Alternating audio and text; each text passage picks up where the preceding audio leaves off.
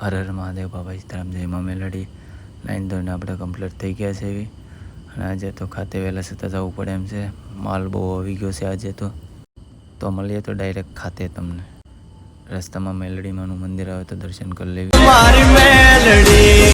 આજ તો અનિરુદ્ધ અને હાર્દિકે નાસ્તો કરાવ્યો છે કાલે બાજા થયા માટે.